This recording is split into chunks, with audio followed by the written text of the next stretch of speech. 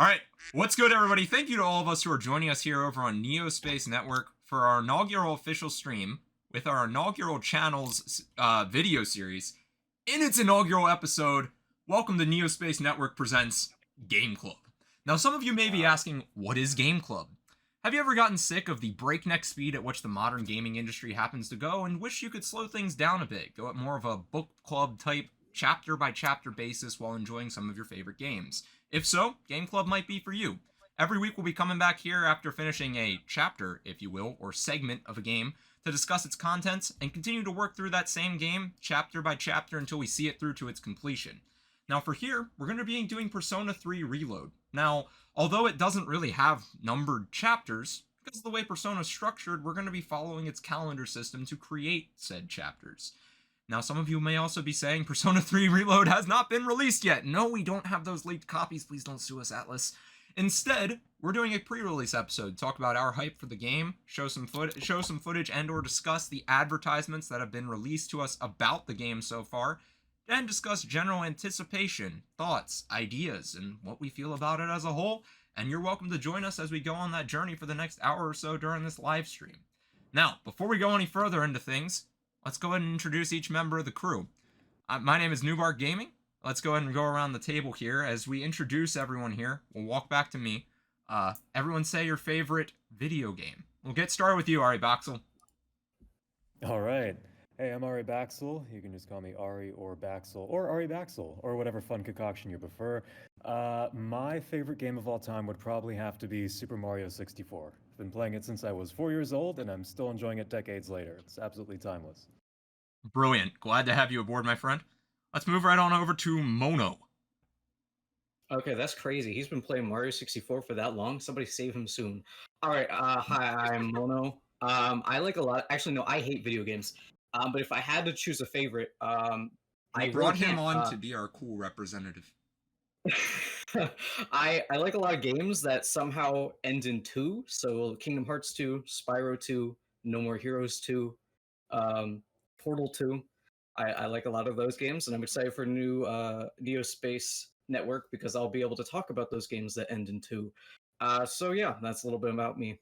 That's exactly why we chose a game that starts with 3 first, and you talked 2 much. No, anyway, moving on here, Ebo Morrow. Hello, everyone. My name is Ebo Morrow. Favorite game? I don't know. I like a lot of games. If I'm gonna have to pick a favorite, I'm gonna go with Final Fantasy VII. It's because I'm basic. You had a week to think about this. I know, but I like a lot of games. Hey, you have no idea what his whiteboard looks like at home right now. He's got like charts, paragraphs, complete doctoral theses, and write-downs and everything. Right, and also Final Fantasy VII's on the brain because of Rebirth. You know, I gotta get in the zone for Final Fantasy VII. It is my favorite Final Fantasy game, but my favorite game, I don't know. Probably that or Kingdom Hearts 2. Fair enough. Fair enough. Moving right down the line here, please welcome J0B3. Dude, it's Joe. Just call me Joe, like average Joe. It's not J0B3. Oh my god. Okay. He's sick of it, bro.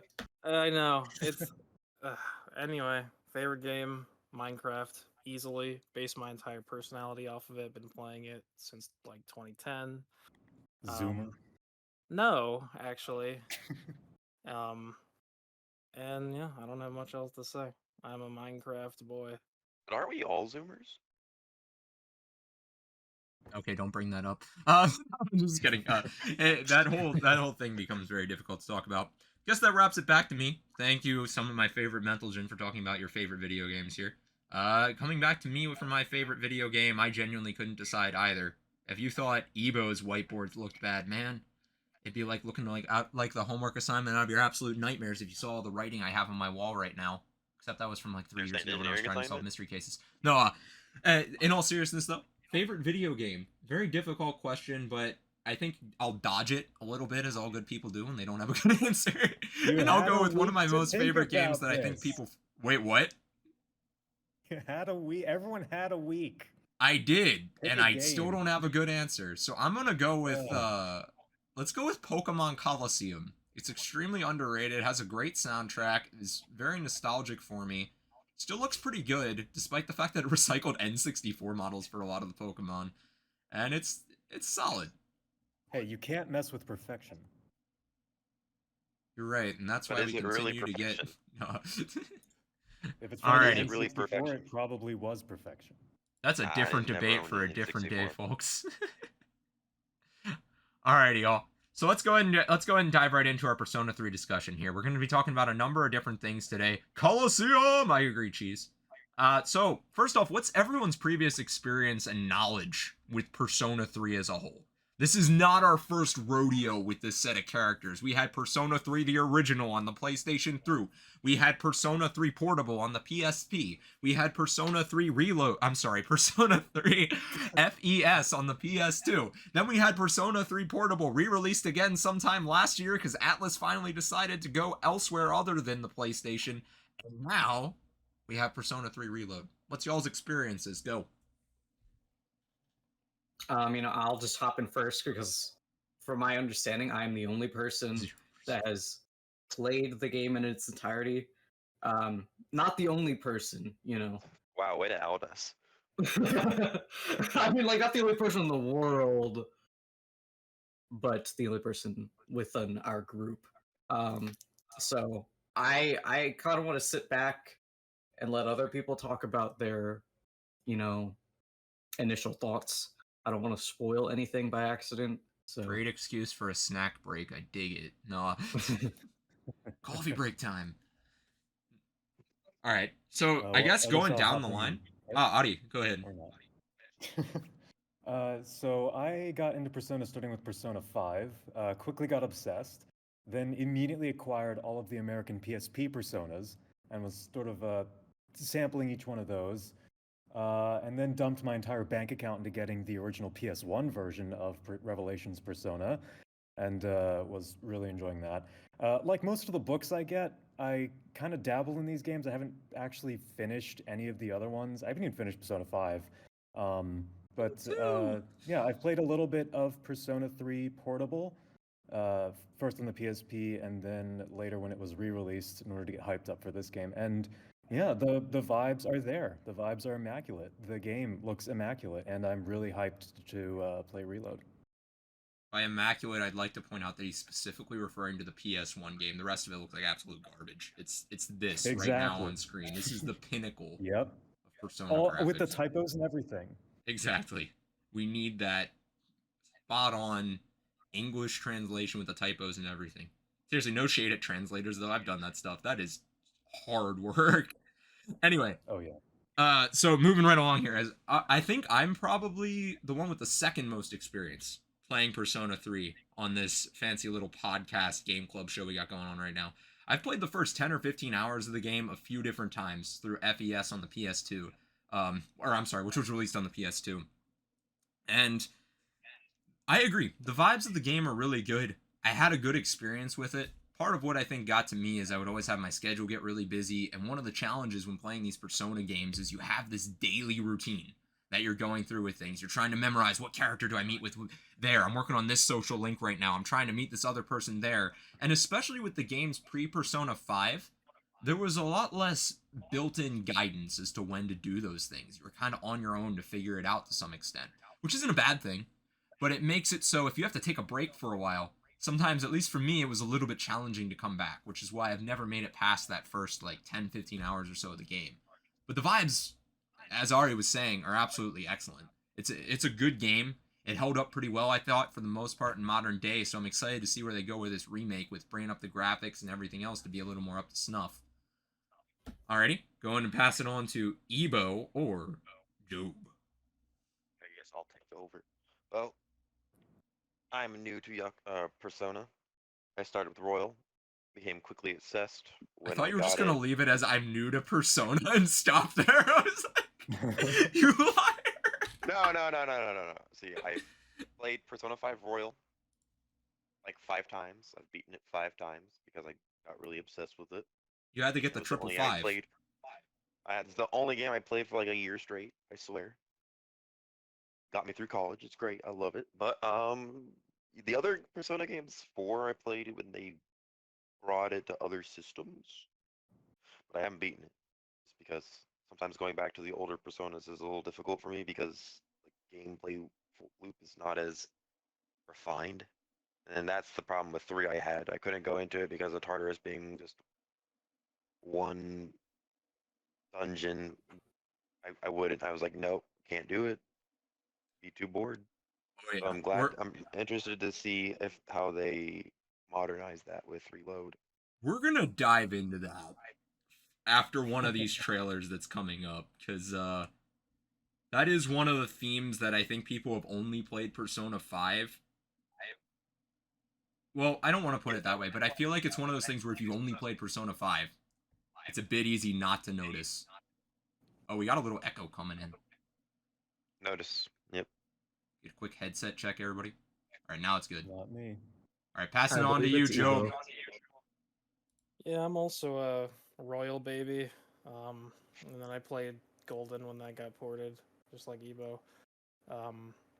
I don't have much to say about Persona 3. I know a few spoilers, but I mean, honestly, if there's one thing about Persona 3 I know I'm gonna enjoy, it's the music. Because I know Persona 5 invented jazz and everything, but Oh, yeah. I listen to the Persona 3 soundtrack all the time. It's so great. So I'm looking forward to like that stuff being remastered, and I expect some jank in Persona 3 because it's, you know, they're remaking an old game and there's jank with that, but you know, they're gonna fix some of it, I imagine. Absolutely. And dude, I'm glad you brought up that Persona 5 invented jazz. I'm sick of people trying to pawn off this idea that it was something that was around in the US since like the 1920s. Like, that's Yeah, a some totally people different style of music. Some people think Cowboy Bebop invented jazz, but actually it copied off of Persona 5 from what I remember. Exactly, dude. Yeah. We're on the same wavelength here. It's kind of like how Friends was a blatant How I Met Your Mother ripoff. Like, come on now. Or like another thing, like Persona 3. From the little bit I've played, spoiler alert, people, it invented hip hop. Like, look me in the this game, Persona 3 invented, or let me take that back. Not hip hop, like hip hop pop, like that sort of hip hop inspired rocky type of like pop rock kind of thing we were getting in the early 2000s. That was invented by Persona 3. I'm just gonna lay that out right now. Spoiler alert. Next you're gonna say Persona 4 invented pop punk? Exactly. Oh my god. These games created everything. We didn't think we were going to talk about the music. P3 invented MG. And then, exactly. See, Sega Cheese is just Dreamcast- preaching to the choir at this point. What were you saying, Mono? Sega Dreamcast invented ska, so Absolutely. Uh, Or like freaking Sonic R? How would you even qualify Sonic R's soundtrack? Help me out here, Ari. Divine. Yeah, but it's a certain style, and it invented that style. You know the sounds an angel makes when it's singing? Yes. That's Sonic R. I understand now. oh, you do know those sounds? that's Have crazy. you played Sonic R? No. Then he doesn't know those sounds. It's that simple. It's that simple. Like, that's the end of our discussion right here. Anyway, moving right along here.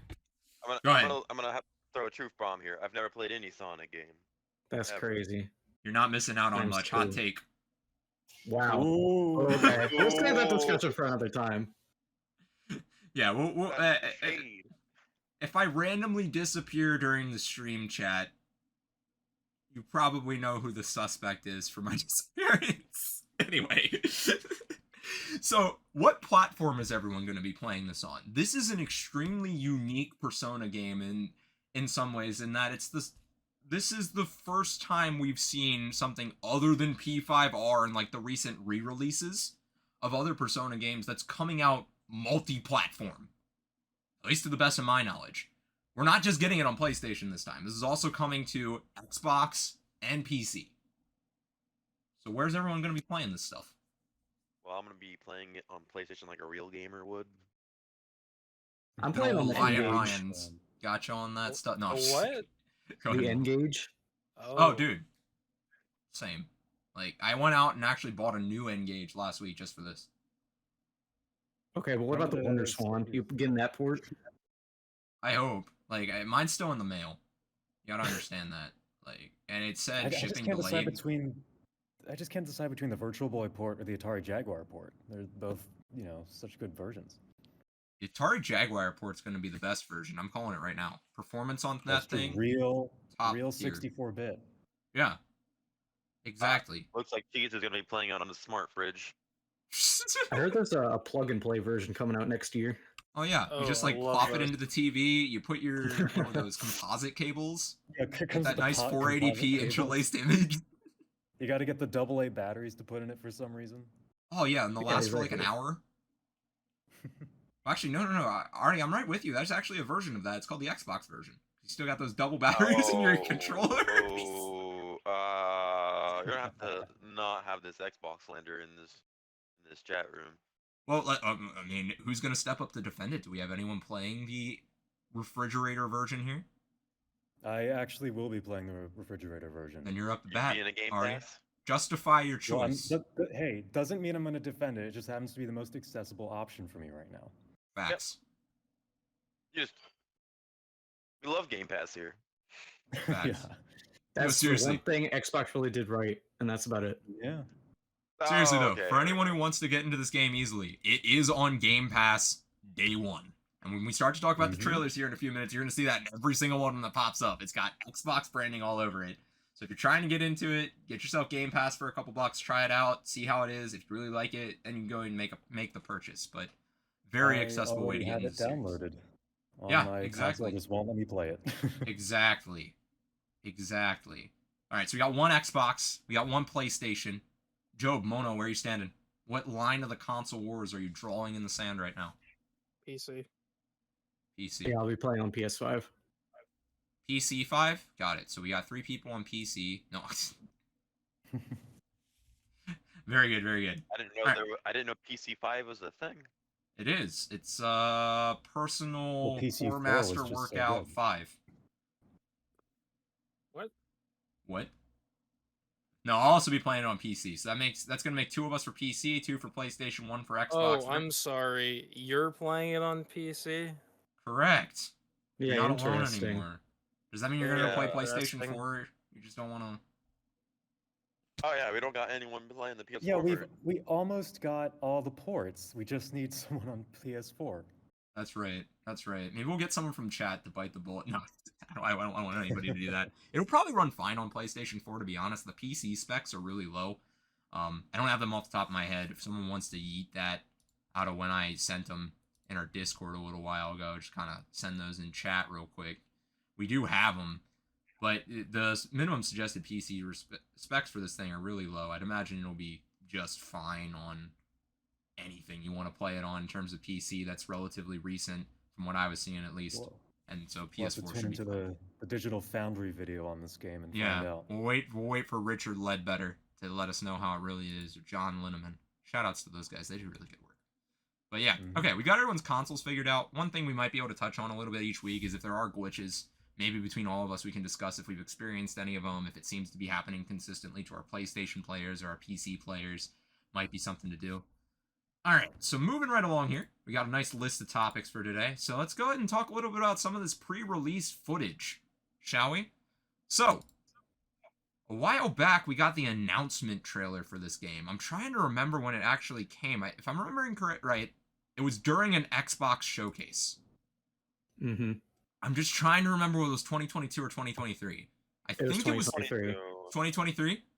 Yep. And it was kind of mind-boggling. I want to emphasize to everyone again, Persona games did not come to systems other than PlayStation until these past couple of years. So for not only it to release at the same time on other systems, but also be first shown at an Xbox showcase, absolutely bonkers. I'm sorry, are you forgetting about Persona Q? Oh, good point. Okay, I stand corrected. I'm gonna go quit my job now, everybody. We had Persona Q on the 3DS. Genuinely, though, those do seem to be pretty good games. That's like an Etrian Odyssey Persona mashup. Nice dungeon crawler action going on there. But when everyone saw this announcement trailer, what were you guys thinking? Like, were you shocked? Were you surprised? What were your hype levels? I was hyped because I can actually now play this game. My initial reaction was just confusion. Like, I was like, Why is this at an Xbox showcase? I don't know many Xbox players would be foaming at the mouth to play this. I also didn't know at the time the full scope of the game. I didn't know if it was just like a re-release with some touched up graphics or how in-depth the remake would be. At least at the time, it seems like from what we know now, it's going to be pretty, from the ground up, almost an entirely new game. But at the time, I was like, is this just more like lipstick on the just base Persona 3? Like, what exactly is this? What's the content? So yeah, I was pretty much just confused. I kind of had like a similar reaction where I was confused why, especially in recent years, Xbox has been getting a lot of focus on like JRPGs, even though they don't perform as well on the Xbox in terms of sales. Right. But I guess that's just another new initiative by Microsoft, which is interesting. And then another thing was I had similar thoughts where because at this time I had already started playing Persona 3 on the PlayStation 2, and so I was probably like, I don't know, a quarter of the way through the game when this trailer came out, or when this announcement was. And so I was excited because I could, since I was literally experiencing the game for the first time, I could compare, what the differences were, and graphically also just gameplay wise. We don't see a ton of gameplay within this first announcement trailer, but it's a JRPG, it's a Persona game. You know what you're getting into. Which is another thing was that I was a little worried. Like, is this going to be too much like Persona 5?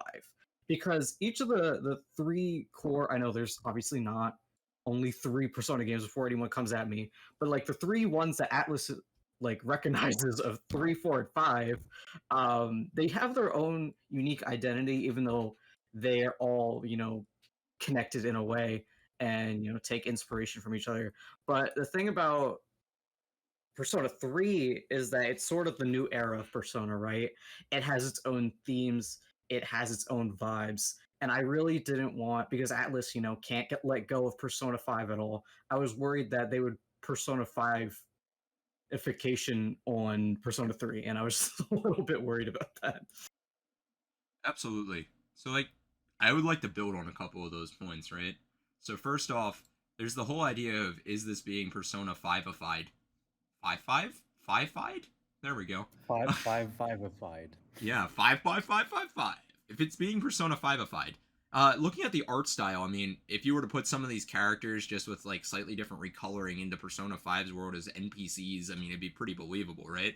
Persona 5ified. Yes, there we go. 5-5. And so that concern is genuinely understandable. On top of that, you have the idea that when this game was initially revealed, if memory serves me correctly, we weren't really told whether it was going to be this ground up remake or whether it was, okay, we're taking your original Persona 3, we're giving it a nice coat of paint, kind of like what Arya was saying, and then we're just cranking it out again with that nice new coat of paint for y'all to play.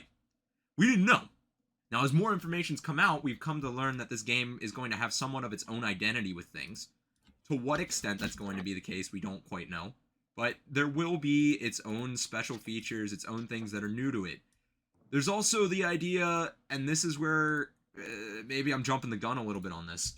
One of the problems we've had with Persona 3 for a while is, like Mono was saying, this was kind of your first modern Persona game that blended that formula, like half dating / life sim. Some people say dating sim, like social life sim, whatever you want to call it.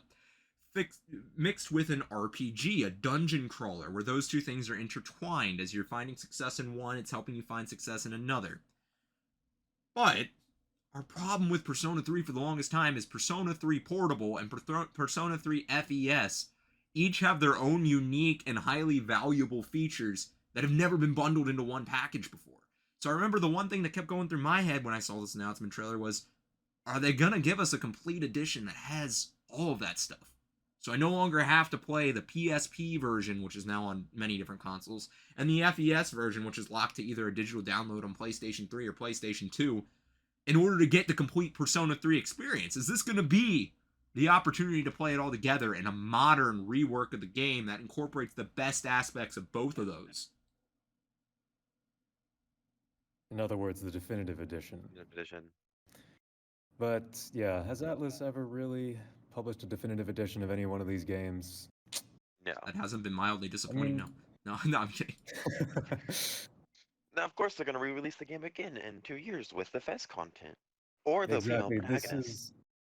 This is like our kind of like group conspiracy theory about this game is that they're going to put out Reload as sort of the vanilla remake of this, and then later down the line they're going to start releasing either DLC or eventually a quote unquote more definitive version of the game. Maybe we'll get a version with the female protagonist, or maybe later we'll get some of the Fez content. But yeah, who knows? But Fez from what we know Reloaded, now, you know.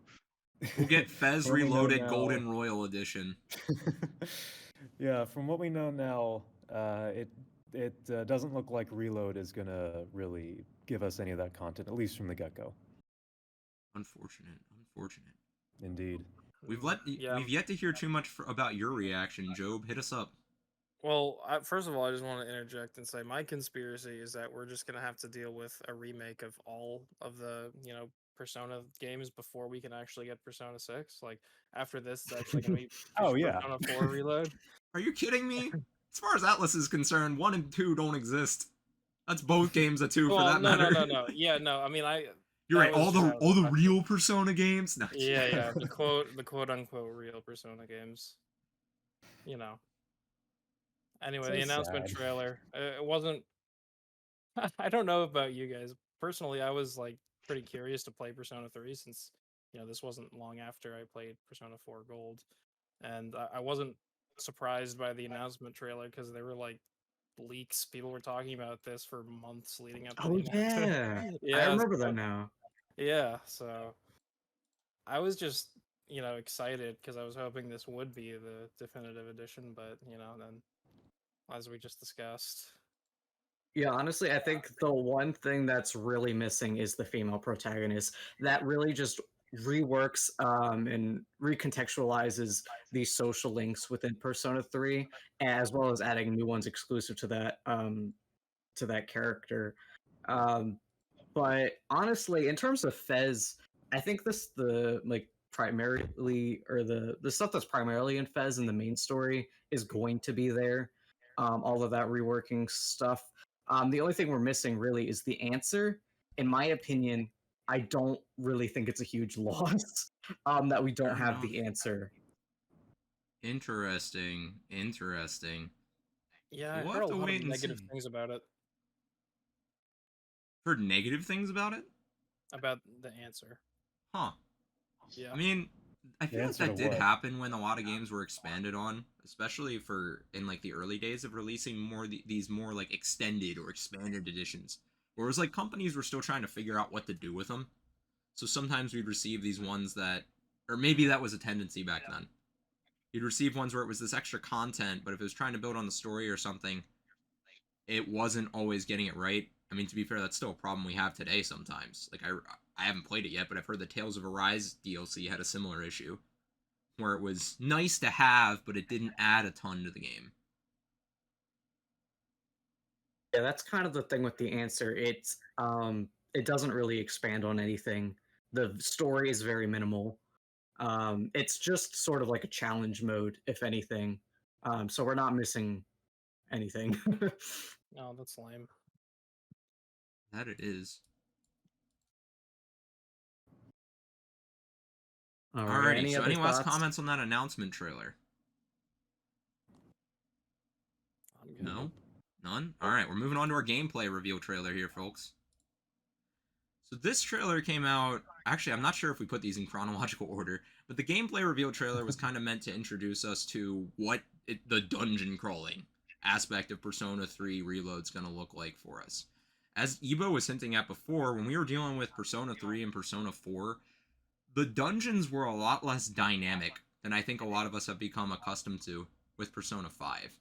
You had a lot more of the flat, classic dungeon crawler style action, where there's not necessarily a ton going on in each of the dungeons. There's not a lot of navigation. There's not a lot of parkour. You've got kind of these relatively flat floor things. Ebo, if you don't mind checking your mic, I'm getting a little echo once in a while. Getting it still? No, that's better. Alright. No, it's still coming through, but we'll get it checked out. But yes, we had all these dungeons that were much less dynamic in the ideas of what they were going for. That's a little bit better. So, That was and my fan. as a result, sometimes the dungeon crawling got a little monotonous, which can make it difficult if you're jumping from Persona 5 as your entry point back to these other games. So one of the things, like Ebo, I was watching for when seeing this trailer, or at least I was interested in, was the dungeons seem different from what I remember when playing through Persona 3 with like the PS2 version of the game. Particularly I guess curious the to best hear person to your answer thoughts that on this. question would be Mono. Yeah, exactly. Yeah, so Tartarus seems to be, it seems like the same format. It's just visually it looks different, and it's definitely a little bit more streamlined, I think, for some of those Persona 5 players who can't handle repetition. So it looks Ouch. more. I'm just kidding, but it's, as we can see in the gameplay trailer, we have these objectives on the side, like in the top right corner, where it has like the calendar dates and stuff. It's like defeat X amount of enemies before going on to the next floor. So I think it's gonna bring players out of this sort of paralysis or like a loop of being stuck on these same floors. I'm hoping that the floors aren't just going to be, it's the same. I mean, they're procedurally generated, I believe, and they change each time you go to a different floor. But it's not going to be the same monotonous um, different floors or designs that people were complaining about the first time they played Persona 3. I think that is a good thing. I personally did not mind the original Tartarus design in Persona 3. That's honestly just because I don't mind grinding in RPGs. I think it's kind of just like lets me turn my brain off and just get overpowered. So there's that. Um, but I think this will be a bit more friendly for those who may have been turned off by the original Persona 3 Tartarus format. Yeah, to bounce off of that, it was really interesting. So when I went back to try out and try playing the Persona 3 games that I had access to, I mean, it was just one of the things you have to accept that it, for as much of a quote unquote revolution that Persona 3 was to the Persona format, it was still something that was very much stuck to the JRPG format that had been established for a while, right? Like there were parts where you just had to grind and you just had to accept that that was part of the game. You would be going back in this dungeon and you would be just dungeon crawling. You would be just grinding, and that was how the game was just played. So I do wonder how much of that will be sticking around. My guess is, as we were saying, probably not much, because a lot of the players coming to Reload are probably going to be jumping from Persona 5, in which they were, for lack of a better term, I guess, spoiled by the more dynamic sort of dungeons that were present in that game. But yeah, we don't know everything yet. I am anxious to see how they do put a spin on the Tartarus formula, and I wonder how much of the original, just the grinding aspect of the original Persona 3 is going to be left over. Absolutely. Wait, I'm uninformed. What is this grindiness with Tartarus that you guys keep talking about? Would you So like the to thing with summarize for us, Tartarus, Mono? absolutely. So Tartarus is essentially the only dungeon in the game. It's just a giant tower with many floors, and there's different sections. That's how it's broken down. And so in each like section, there's like, I'm trying to think, maybe like 25 floors. I don't think that's right, but maybe like, I want to say it's like 30. I could be wrong, 30 or 40. And essentially those floors within those sections are pretty much the same. It's not like in Persona 5 where there's different palaces and there's different villains or whoever. It's just you keep going up this tower, and eventually there'll be like dead ends and you can't proceed until X point in the game. So a lot of people just did not like that repetition and the lack of, I guess, I'm trying to think of the word. It's not as Diversity? dynamic. Yeah, I guess it's not as diverse. I think the vibes of Tartarus are really cool personally, but I can see definitely how it gets monotonous after a while and tedious. Okay. Wait, So what you're time telling out. me? Oh yeah. Go ahead, Job. So what you're telling me is it's like the pit of 100 trials from Paper Mario: The Thousand Year Door.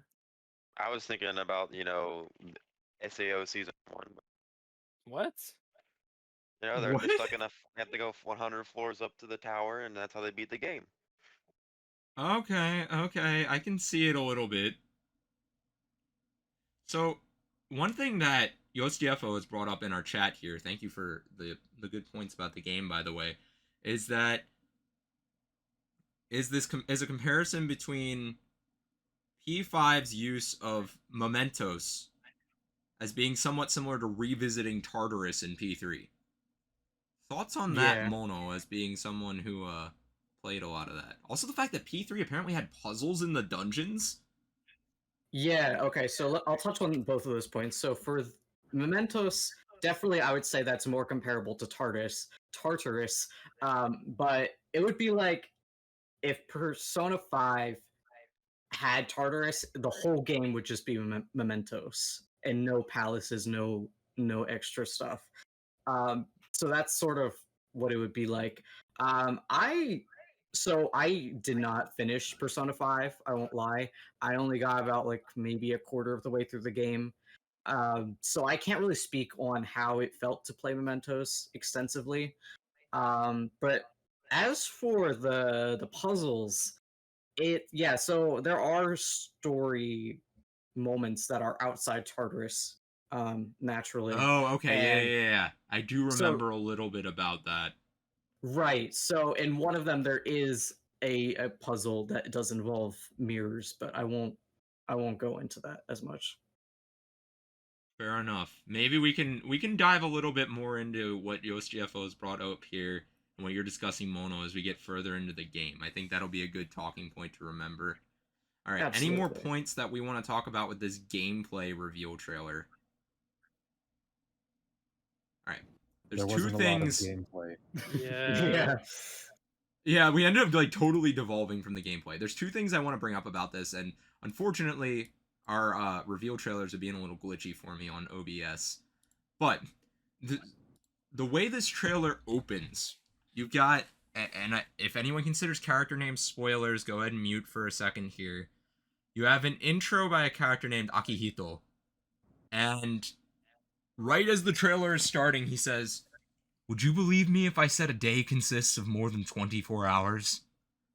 And I adore that as a way to go into this trailer. It is so brilliant to kind of catch you with the idea, introduce a major aspect of what makes up the construct that is Persona 3, and just set the tone for the way the rest of this trailer is going to go. Another point Real I want to Morpheus highlight. Vibes. What's up, Audie? Real Morpheus vibes from Matrix. Oh, I thought you said real Morbius vibes for a minute. I was like, yes, No, we're talking about the we're not greatest bringing movie of all Morbius here. time. Please, Or- let's No not get started. Morbius. None. I'm adding that to the Nah. rules. No Morbius discussion, please. No You will be Morbius. banned indefinitely. We can't be having real conversations about true cinema. Oh my gosh, Yikes. you're ruining my fun over here, I'll tell you that much. The other thing I wanted to point out is during this trailer, when they're showing the combat, it's stated that we've prepared an evoker for you. And I think one of the things that, as time has went on, I'm curious as to if this will become a little bit controversial, is the idea of the evoker in Persona 3. Is it what? Controversial? No, just the idea of, like, as gun control and all that type of thing has become a problem, and we're not going to take a political stance on that here or anything like that, but just the idea that the way personas are awakened in Persona 3 is using something called an evoker. As YosGFO is pointing out here, you can't get rid of the evoker because of how tied in it is to the game's themes. But I'm just curious if this is going to evolve into something that's more controversial now that it's being brought up again in a bigger light after the booming success of what Persona 5 was. See, I think the use of the evoker is pretty interesting, especially from a Japanese standpoint, which gives it more meaning to it. Because, as a US citizen, seeing a gun and, knowing how guns are used, it's almost like we've gone, numb to it. But for, a Japanese citizen, where this takes place in Japan, made by Japanese developer, it's just that might have a more powerful meaning. So it may be controversial over here, but the concept of death in general is different amongst cultures.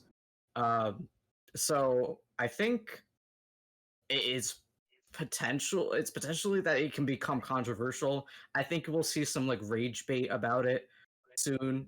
Um, but I think people need to just think critically about it. I was Absolutely. gonna say like the more controversial images the Invoker being used intended to like images of suicide. Mm-hmm. That's what Yosh GFO was bringing up in the chat. So I'm just curious because I feel like sometimes those things do become a big talking point.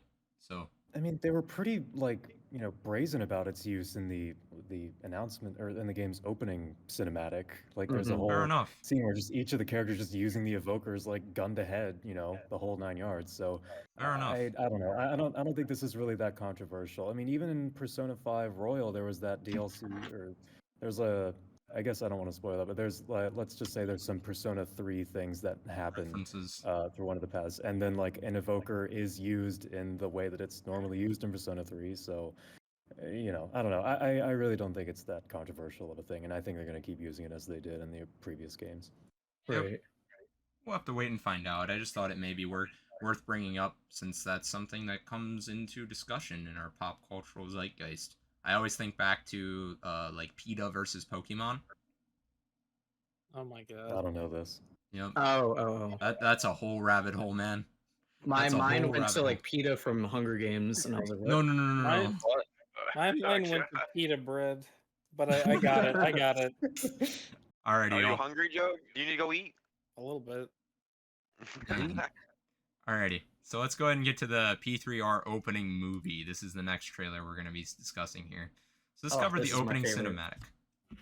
So this covers the opening cinematic from the game, which anyone who's played Persona before, one of the iconic things is we have this animated opening cutscene that kind of introduces us to the story. Usually it introduces themes of the music and the stylings that are going to be used within the game, and just gives a general feel for what the vibe is going to be.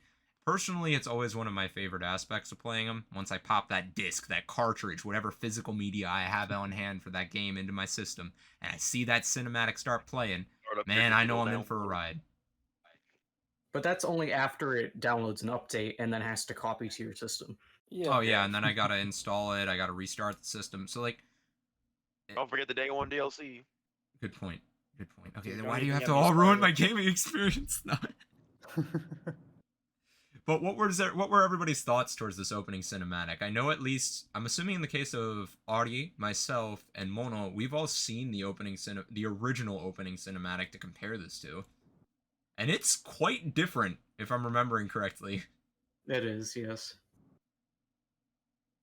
Like, so Mono, you've got the most experience out of all of us with this game. What was your reaction? And anyone in chat who's played it, by all means, please. I know for Persona 3, the original, Fez, which is what I played, I think that it's definitely a product of its time in terms of like the like music choice and the like vocals and just the genre, I guess. Not that that's a bad thing at all, but I think it sort of conveys a lot of this raw emotion. Whereas in the Reload opening movie, I feel has a more of a somber like undertone to it, and I don't know, I just think it like perfectly captures the vibes of Persona 3. A lot of people who haven't played Persona 3 and have only experienced it through like others and just the cultural osmosis, I think they think it's a very sad game, which it is and can be at times. But a lot of people think it's just like depression in game format, which Depression.exe. Right. Like as someone who has played the game, I don't think it's all that. That's a very, surface level interpretation of the game. And so I feel like this new opening kind of explores all the layers of Persona 3 and its themes. And I think it's really nice. I love the animation. I love the colors. The song is pretty good. I think it's probably my favorite out of the new tracks. Which, like I mentioned prior, that I don't think we're going to talk about the music too much until we've heard it in context. But this so far has been my favorite track. I think it's great. I'm glad you brought up that was a new track. That was one of the things I wanted to touch on. Is I have all the Persona soundtracks on vinyl, and I didn't recall hearing this as like before as part of the Persona 3 soundtrack. Not that I have it memorized or anything, but when I heard this, I was like, "This is really solid. I like the vibes of this quite a bit." So YosGFO says, "I think it's very like P3 does well at exploring mono no-aware and also the concept of socialization and how people affect other people's lives." You want to reply to that, Mono? You're our veteran of Tartarus here. Yeah, hold on. Let me reread the comment. No worries. I think there may be a typo in there, but King Mono Nowhere is a okay. Oh no. Would you like to enlighten us, Yoshi? Yeah. Okay. Maybe our own Mono is aware of the term Mono. No, I had to. You're gonna go mono on mono with this term? Within this context, I was like not reading it. I know what you're saying now. Yeah, so I definitely, I think that's for sure. That's hit the nail on the head. Absolutely. Would someone care to enlighten those of us who are not scholars of Japanese culture? Oh boy. What is mono no aware? Mono no aware is like a term that describes kind of like the understanding of reality and like assortment of occurrences in the present. It's like a whole philosophy. It's like things, feeling, and sentiment. And it's basically like I forget the word, but it's like a pathos of things when they make entertainment or movies. Mainly in movies, you see it more often than you do in games. All right, I guess I could just dive into this later if it's gonna. I didn't It's a lot. It'd be this complicated. If you want to go deep into it, it's kind of like the awareness of impermanence. I think that's the word. Transience, like transient awareness. Transience of things, in both transient and gentle sadness, emotions as they're passing, as well as longer. It's a very deep, like thing. It's hard to just explain right off the bat. YosGFO summarized as, yeah, it's the concept of how ephemeral life is and how you live in it and exist in relation to this transience. Yeah, exactly. That's a better way. Deep stuff. All right. So what were everyone else's reactions to this opening trailer? I mean, Mono and I have already touched on how much we love the opening track. I'd agree the animation I think is fantastic. I like Akihito's narration again. Just his general voice, I think, is wonderful for narration and setting the tone of a lot of these things they're going for. Isn't it Akihiko? It is. Shoot, it's Akihiko? Bollocks. Yeah. How do I know the name is better than Bollocks. Dude, it's been years since I picked up this game. I love how both P3 protagonists... but I haven't picked it up. Yeah, I don't know, man. I guess the internet is educating you well. I like how both P3 protagonists, in fact, explore this, but they have very different personalities on the surface. And it's Akihiko. Well, I apologize, everyone. Blame my ignorance here. Any other thoughts on this opening trailer before we move on to our C's intro trailer? Yeah, kind of like Mono said, I also got the impression that, like, Persona 3 was kind of like a, not depressing, but, like, edgy type of game, and this opening is a little edgy, but it kind of gives more different vibes, like, with all the color and... it's more mysterious, I think. I wonder if some of that was a product of its time. Because, like, around when P3 would have come out would have been the kind of the peak of a lot of, like, the scene stuff, both in pop music and popular culture. So I'm wondering if people saw like certain color schemes and patterns that seemed to fall in line with that, so they immediately associated it with it. You know, does anyone else see what I'm saying, or am I just speaking malarkey here? Not quite. I'm not gonna lie. Okay, Yeah, so like, I don't know. okay, so think back to like mid 2000s, right? You had like Mhm. your emo pop punk music scene, and I'm not saying that in a derogatory way. I love a lot of that stuff. Mixed with like your dark colors, your blues, your things like characters wearing things like chokers, which we see on some of the characters here, with the patterns that they've got, the overall color schemes seem to kind of match in line with that scene to some extent. Like if I were to rip the outfits from some of these characters and put them on, say, like the lead vocalist or a band from that era, it would kind of match in line with that. So I'm just wondering if the time in which it came out kind of led it to being associated with other things that were using adjacent aesthetics, for lack of a better word. Yeah, I think there's definitely some of that there. I mean, does anyone else see what I'm Um, saying? Maybe this is just a me thing. Or like the hairstyle of the protagonist, right? Mhm. yeah, the fact that it covers one of his eyes normally. Right, Yeah, that was definitely something that we saw back then. I mean, right. yeah, to your point, I agree. Most of Persona 3 is a product of its time. And I want to touch on this a little bit later, but it raised a lot of very interesting questions about sort of, what does it mean to tell this story again in this day and age? And I think it's a very interesting like question and concept to think about, and like what it means to even expose a new generation to Persona 3. Because even as like in one of the developers interviews, they were saying that a lot of the developers who worked on Reload were like players themselves of Persona 3 when it was first out and around. So Dang. just like the fact that they take on this story again, the fact that they tell this story again, like sort of, I guess like what's the bigger thought behind that? I think it's very interesting, and I hope I'll see a lot of the, I hope I'll find the answers to that as I'm playing Reload.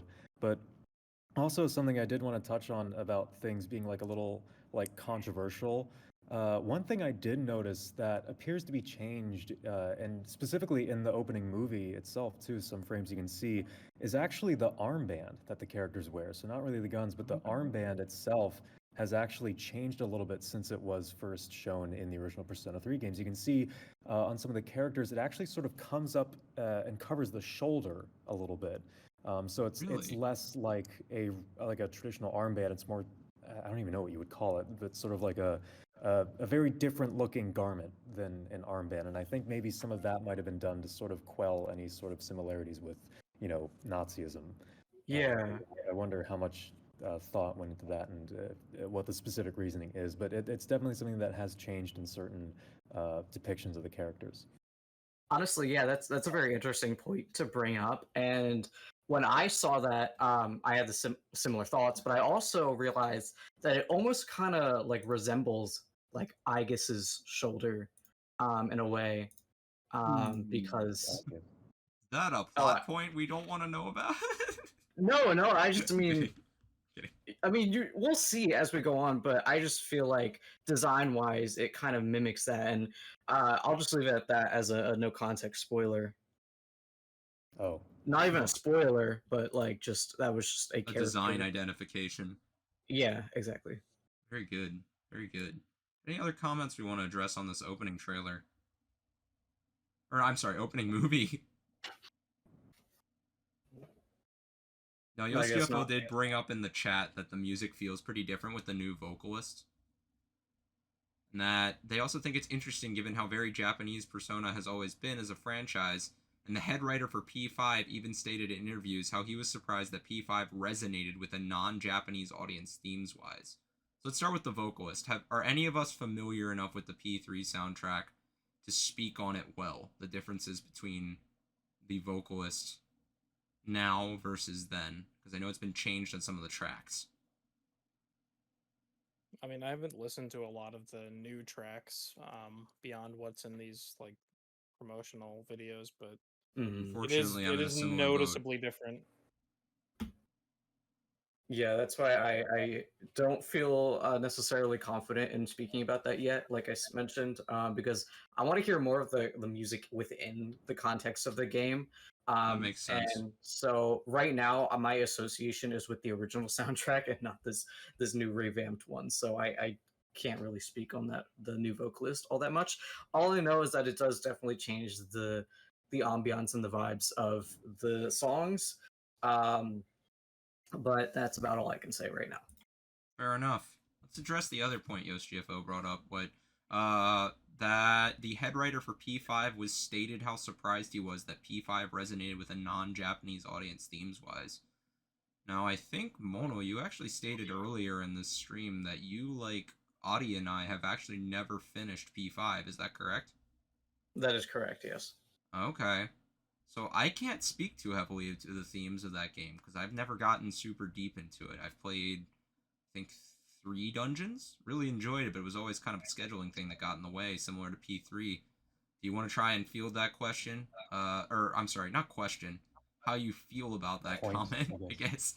Ebo and Job? And just for more reference, YosCFO goes on to say, the change in the design is likely to be more aware of non-Japanese connotations for the armband. So this was when we were talking about the change in the C's armband design. And might be more of a consequence of the revelation that Persona is now more global, and thus they as a team need to be more conscious of this global player base. Yeah, I mean, I get why they did it, and it's like where you sit on like if they should have to change it or not. It's just kind of like at this point you kind of have to take that into consideration. I don't really have anything for it or against it. It's Okay. it's like in modern Japanese media where they use the manji or like the Buddhist symbol for temple, but that looks very similar to the swastika, and a lot of anime or manga will censor that. For example, in One Piece, the manga they don't censor it, and like Ace's tattoo has like the Buddhist symbol, but in the anime it's just a cross because the anime is more well known outside of, or by the time the anime was made, the One Piece is like this big worldwide phenomenon, so they changed it. But for myself, yeah, I know nothing about the game, so like in the context of P3 on how they changed it or what it was before, I can't give much insight on that. Fair enough. Alrighty, people. Ready to move on to that C's intro? Oh, I'm sorry, Joe. I didn't give you a chance to fire away. About what? The whole armband thing, the changing of that, and the fact that one of the P5 writers was surprised by how well it clicked with a global audience. Any comments, thoughts on that? No.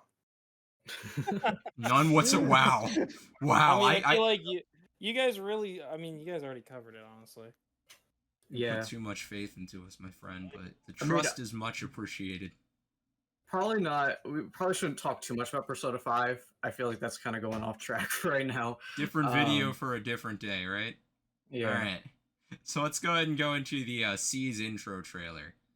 This is one of the other ones we said we were going to go ahead and talk about. So the idea behind this trailer, I think, was to give us a broad introduction to each of the characters that are going to be playable in the game. The one that I think stuck out to me most in this trailer, and I knew this going in because I have a couple of friends, such as Mono, that have played through this game before, and at least one other that I won't specifically name or point to at the moment, that you have a dog in your party. Yes. And that you have, I mean, all the characters in Persona, despite how I personally feel they often look like they're probably in their early 20s more than like they're basically high schoolers. Or at least like, they always look a little older than they are, in my opinion at least. You have a literal child in your party in this game, like, who's probably like 10 or 12 years old from the appearance. And I'm like, wow. I don't know how I feel about, like, they're already pretty young going in to face these really dangerous scenarios. I don't know how I feel about bringing, like, a young kid with me. And that's not to, like, insult them calling a kid or say kids are incapable. But there's always, at least personally, I feel like there's sort of this sense of wanting to protect those that are younger, especially while they're still learning and growing, you know? And of course, we can learn from them too. And I'm not saying they're incompetent by any means, but anyone else's No, Like thoughts? sort of you feel like you have additional responsibilities when you have a child in your party, I guess is what you're trying to say. Right. It's kind of, and that's again, it's not to say children are incompetent. It's more of like I want to protect you. I want to make sure that I want to try to create a situation where you don't have to deal with the same struggles I was dealing with, and now we're going into this extremely dangerous situation together. And obviously, there are times where like you're gonna have to do that, but it's just a very different vibe from Persona 5 and Persona 4, at least what I've played with them, where your party's generally within the same age bracket, give or take a couple of years. Right. I mean, from my experience, that's why I liked the Persona 3 party the most Okay. out of the Persona games that I played. I'm not gonna touch. I'll let you guys. I'll sit back and let you guys talk about this a bit more. I just want to say Akihiko's my favorite character personally, I and did also like another the unnamed vibes I got character. from what I have played of P3R. I did really enjoy Akihiko's vibes, and also great narrator in my opinion, as I pointed out several times. I'm excited to see what they do with the younger character. So don't take this as me saying it's an insult. It's just like I'm a little surprised, I think is a good way to put it. P2 also had different age ranges for party members if it helps. P2 has both teenagers and actual adults. Cool. I don't think it's a bad thing. I mean, sort of like Mono pointed out, I actually like the idea of having more of that, a party that has more different people from different backgrounds and like at different points in their life experiencing different things. I think it provides more relatability. It can give us more insights to the current themes and how they can be approached from different people. It's just like, wow, a child's one of the people fighting, and also like in contrast to what I've said up to this point, I kind of want to applaud that child's bravery in going in and facing those kinds of things. And also remember, Atlas says we're not supposed to think about the first two Persona games. Yeah, I'm sorry, OSGFO. We're not allowed to. Atlas is going to cancel this stream if we mention P2 or P1 one more time. Yeah, they don't exist. Remember, we only talk about real Persona games in this stream. Unfortunately. Anyone else want to comment on our Seas trailer? One thing that I will point out is that I noticed that I like Newbark didn't get too far into playing like Persona 3, any particular version of it. But I noticed that in this trailer there are like cutscenes with like just everyday people appears to be like in the dark hour. I think that's really really interesting. Interesting. Even with like Persona 5, like we don't really see everyday people like in any of like the quote unquote other worlds that a lot of the characters jump into. But one of the things that I was really hoping for about Reload specifically was that it would I guess emphasize the role of the lost more. Like when you're wandering around in the general world of Persona 3, you actually run into these people who are they're just like zombies. Like you talk to them and their dialogue box is just like, right? Like it's just like moaning or whatever. Like they're actually like lost.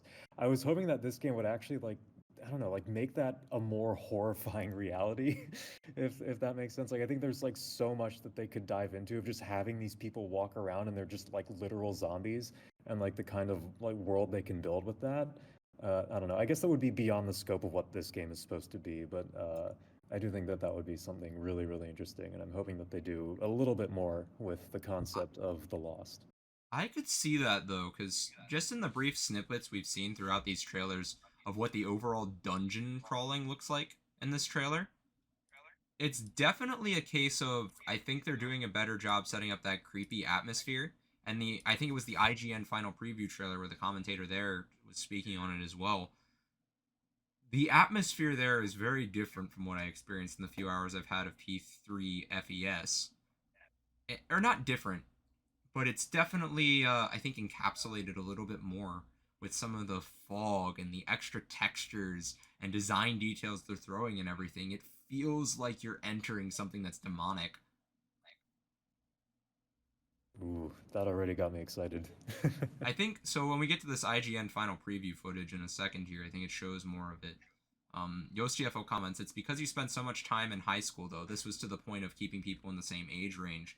So having everyone be in high school, especially with how strong the culture is in Japan around school life, makes it feel more incentivized to put them in your school.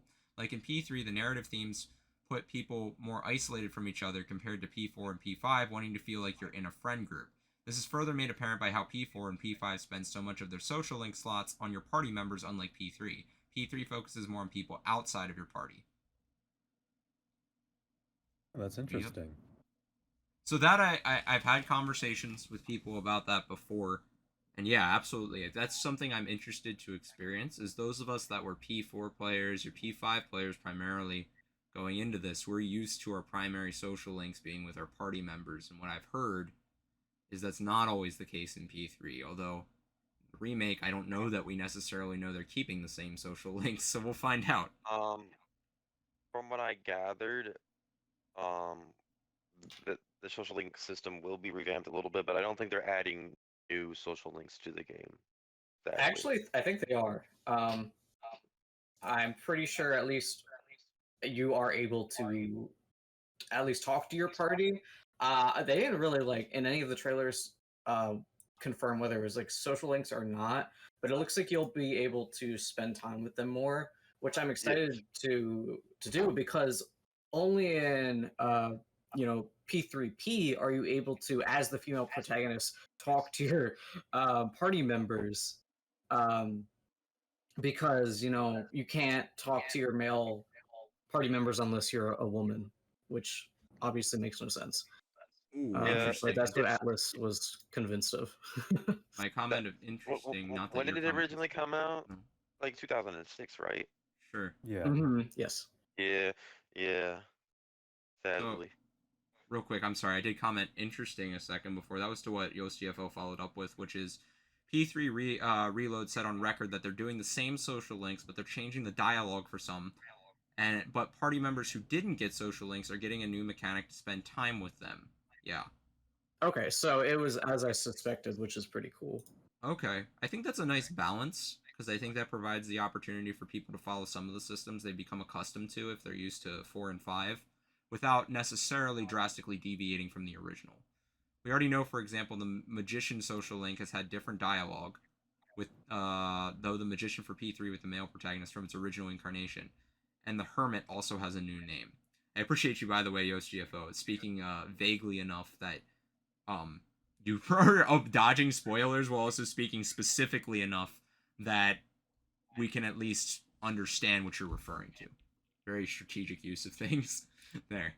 All right, so any more comments on this Introducing the Seas trailer before we move on to the final preview by IGN? No, but I did think about something. Go for it, Joe. And when you were talking about Persona 3 coming out in 2006, it just kind of hit me that like Persona 5 came out like 10 years after Persona 3, and it's been almost 10 years since we've had a new Persona. Exactly. And there were 2 in that time span. Yeah, man, it's crazy. Persona 4 came out pretty close after 3, didn't it? I think long wait was between 4 and 5. Yep. I think that tracks release schedule-wise. YosGFO says development hell plus now milking P5 for all it's truly worth. There's also, I think it's those 2 things. There's also the fact that like modern game development, from what I've heard, takes significantly longer, which makes sense because the assets have to be such significantly higher quality with the way we're cranking out 4K now as opposed to like interlaced 480p. And then there's also the fact that I think people just have a higher bar for games now in terms of how much time they expect to get out of it. Like I think the 5 of us were talking the other day about how long it takes to get through Persona games. I think it was Mono who had mentioned that like P3 FES took like just a little over 100 hours, whereas full completion for P5R, when we were discussing among those of us that have completed it, was like 160-ish for them. Yeah, so I completed Fez in 85 hours. Whereas, a lot of people mention, or at least for Persona 5, off the top of my head, a lot of people say that's over 100 hours. Which I'm expecting the same sort of time allowance for Persona 3 Reload in terms of like the 100 hours or under. Especially with now that we have, non-existent load times. It's not like Persona 3 is a game that needs to take a long time to load. So there's that to consider. True, because back on the PS2, if you're playing it there, you're literally waiting for the assets to be read and loaded from the disc. This was, certain models of PS2 did have hard drives, but I don't know that any of them actually had you install things on the hard drive the way we started doing during the PS3 and 360 generation. Right. And just like load it, play it straight off the hard drive. Mm-hmm. At least I certainly don't think P3 did. I could be mistaken, but I don't think so. All right. So, anything else on the Siege trailer? Time for the IGN final preview. Let's go for it.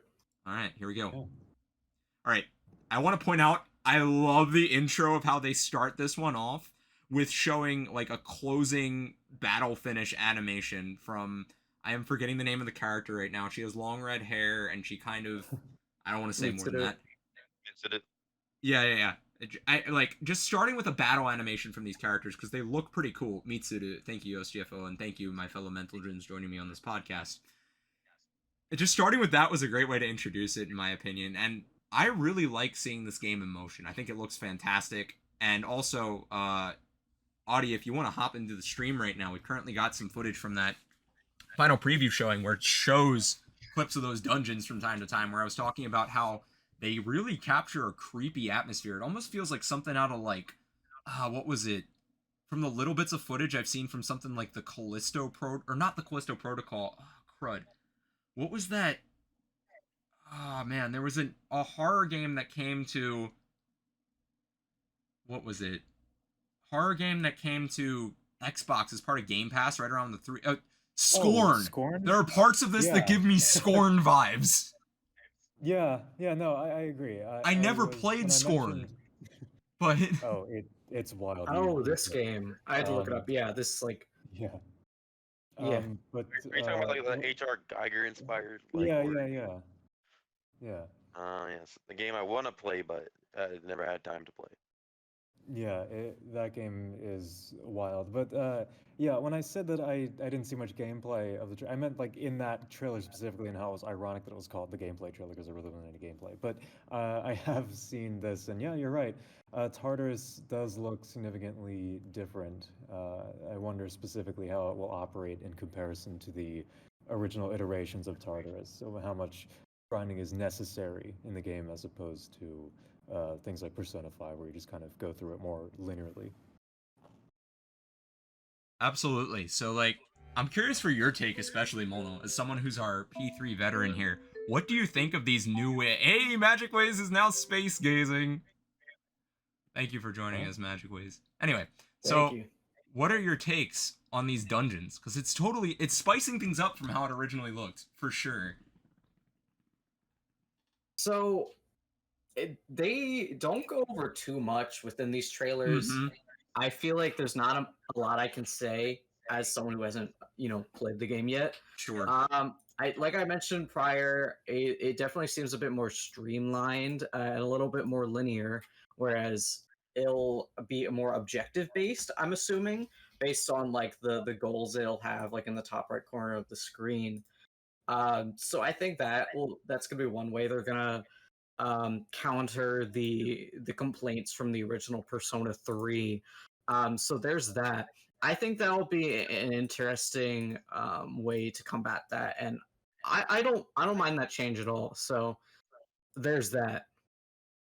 Okay, absolutely. I do think there is some streamlining and some ways to help make it a bit user friendly. One of the things we had touched on before that I felt could sometimes not be overwhelming, but make it hard if you put the game down for a while to come back to it with the original P3, was that there was a little bit more of that ambiguity in what you were supposed to do at times. Mm-hmm. Which is fine. There's nothing wrong with that in game design, but I do think it can make it challenging to put a game down and pick it back up sometimes, as opposed to games that give you a little bit more of that direct guidance, for lack of a better word. Right? I think another thing that Persona 5 does, if I'm recalling correctly, is that if you weren't playing the game for a long time, you can always go into the settings menu or whatever. Mm-hmm. There's like that story thing where you can read what you've played so far. And I think I'm hoping that's a feature that's in Persona 3 Reload, because Absolutely. sometimes even if I have been playing the game consistently, I just need to go back and just refresh and recall what has happened so far, just to put the context back into perspective. Absolutely. So that's one feature I hope that's available. Mm-hmm. And with the ways that these games ebb and flow sometimes, we'll often get major dumps of story or information at one time. So the ability to go back and review that at any time, like you pointed out in some of the newer games, or specifically Persona 5, I guess, is really beneficial because it makes it so if you have to take that break, or if, let's say, you were like just trying to get to a save point, because sometimes there's long stretches where you can't save quite as often. Granted, it's gotten better. You, maybe you're really tired one night and you're just not taking in all of the details. You want to go back and rewatch it. It's a great accessibility feature that we can hope that they introduce here too.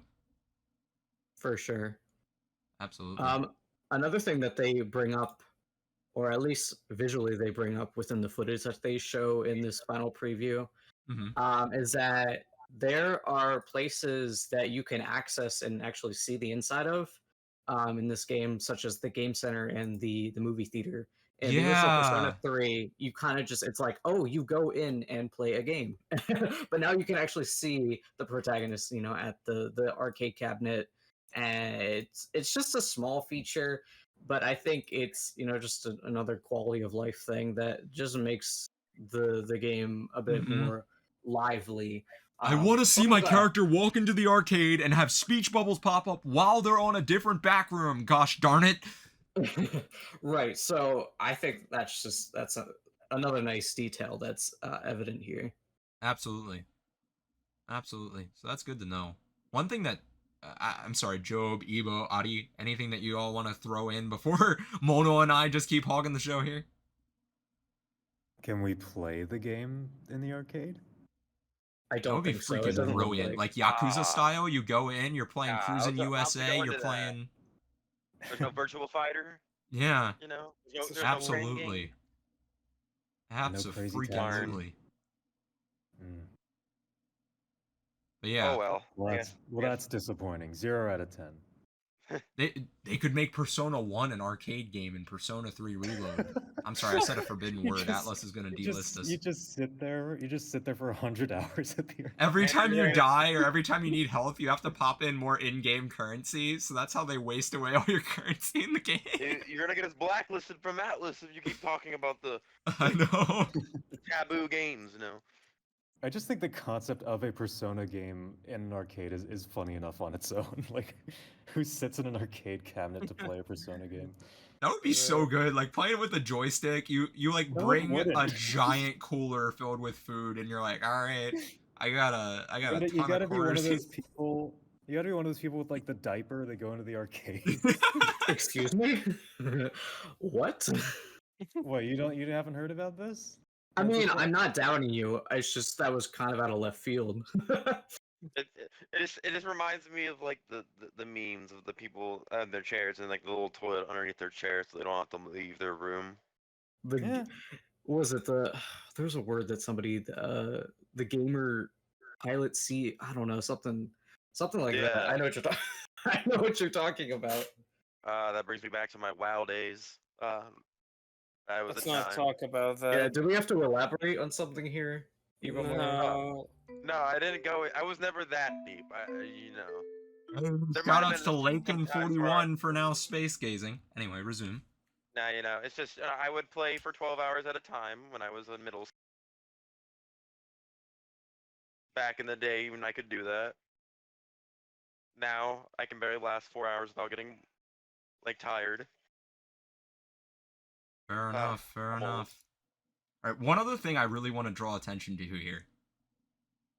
They added the all-out attack animations that are unique to each character, I'm pretty sure. Oh, yeah. I think they also pointed that out in the IGN final preview, but I just want to bring more attention to that, because I love that. Like, as someone who played Persona 4 first and then 5, seeing those extra flares of art and style that were added to the attacks, like having those personalized final attack animations, just was so neat. It added so much to this. The game was just dripping in style. And the fact that they're applying some parts of that to P3R here is kind of awesome, in my opinion. Yeah, From what I read, aren't they also adding certain attacks, kind of like the Showtime system? Yes, they mentioned that in the IGN thing. They had a name for it. It's in my notes. Give me 1 second. It was shoot. It was walk around being another. Okay. The Theurgy system, I think. Theorgy or something like that, which is based on heightened emotional conditions for the characters, and each character also has their own like personal individual conditions, I think, to be able to activate it. I think it's similar to what you were hinting at there, Ebo, where it's supposedly kind of like their own spin on the Showtime system. At least that's what was said in the IGN preview, I think. Yeah. So just having more of that stuff in your arsenal. I love having those little things that just let you mix up the gameplay. The end attack things, extra options. Go ahead. What I've gotten from the Eurogy system in P3R is like you have to fill certain requirements to fill up like the meter to use it. It's not like in P5R where it's like random at times. Right. So I think that's going to be really cool to see in action. See, I'm really excited about in Persona 3, the original, the characters, if the battle ended on them as they're the last attacker, they would, have some sort of something to say, and what they would say would change throughout the game as events would occur. And so I think this is a really nice addition, and adding on what Persona 5 did with the characters, and then adding that element to it, so it's the style as well as like the character context. So I think that was something really charming that I enjoyed in Persona 3. It did get repetitive, of course, because as you're doing like lots of battles and having to grind in Persona 3, you'd hear the same like voice lines over and over again. But I think this is a really cool way to do it, to make it stylish as well as charming. Absolutely. All right. Yeah, it is kind of a Persona 5ification, but it is like definitely, I think, done in a pretty unique and 5 of a 5gen. No, actually. Alrighty, team. Let's move on. Yep. So now we're on to my favorite topic, guys. Let's shit on this collector's edition for a minute. I'm sorry, this is terrible.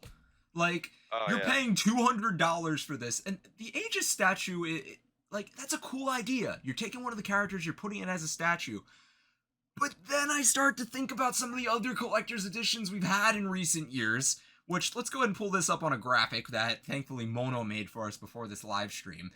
We're looking back at 2020. You had the Phantom Thieves edition of Persona 5 Royal, where you got a statue of Joker's mask, you got the soundtrack for the game, an art book, a really delightful art box with its own custom art, and, most importantly, missing from the current P3 Reload Special Edition, you got a steelbook. And that was for $90. Fantastic. X Lunith is now space gazing. Welcome aboard, X Lunith. Appreciate the follow there. Then we move on to 2023. 2 collector's editions not even made by Atlas, directly at least, that were put out by Limited Run Games. Or I'm sorry, not being sold by Atlas directly. These were put out by Limited Run Games for the physical releases of Persona 4 Golden and Persona 3 Portable. And look at all the stuff that comes in here. You have iconic things like the Evoker for Persona 3 Portable in its own like little display case thing. You have some of the glasses for Persona 4, including the physical copies of the game, and just all these goodies. And more importantly, steelbooks. Yeah. And then we look at what you got in the 2022 One More edition for P5R, and then the Persona 3 Reload Aegis edition. Like, I don't hate it. I'm very disappointed in it.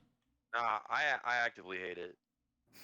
Like you're up, Evo. Rip it open. Statue, like the Aegis statue looks like some like rip-off thing you would buy from like the knockoff figurine shops. Like, I'm gonna be honest, this looks really cheap.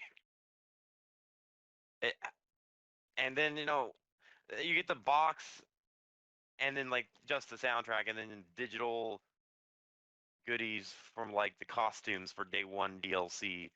There's like nothing physical to have for this collector's edition. Yeah. And it's criminal that they don't have a steelbook. Like, it's straight up criminal. But there's an art book.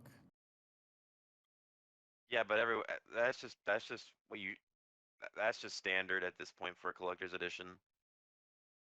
Dang. I'm gonna go against the grain. Never in my life have I ever been convinced to buy a collector's edition ever. I don't think like if I want a figure of a character that I like I guess I will buy the Good Smiles Pop-Up Parade version that they figure that they released I think earlier last year. I think that's a really good figure. It does not.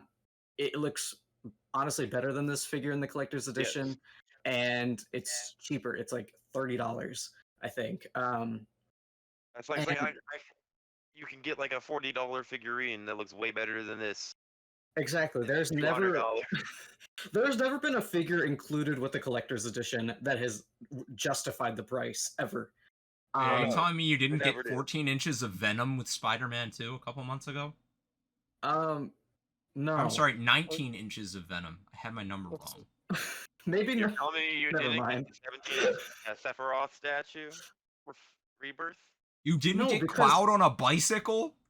Because you can get those figures at better quality for significantly cheaper from other vendors. Like, you can get those figures from Square Enix if you want to. You don't understand, Mono. This is the collector's edition. It's never been worth it to me. I've never seen the appeal personally. I get the mindset. I definitely do too. It's a lot safer for your wallet. But it's also like a lot of the time it's like, oh, here's an art book. It's like a pamphlet. If I want an art book, I'll wait until the hardcover copy comes out. It's like it's just stuff that I'm gonna put on my shelf and never look at again. It's just I'm sorry.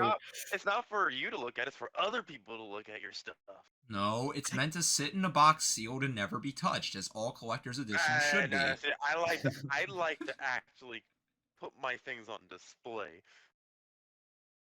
Hey, but you can also get like a different release, so you can get like the actual art book that releases for a game and put that, because they look nicer anyways. A lot of the time it's just like a brochure that they put in a box. Yeah. And they're like, Banana said, what if it was a trifold pamphlet? Okay, you may have convinced me there. If it were like something that you could pick up at like the front of a hospital, like in the waiting room, then you know what? I would justify paying $70 for that. Because that makes sense.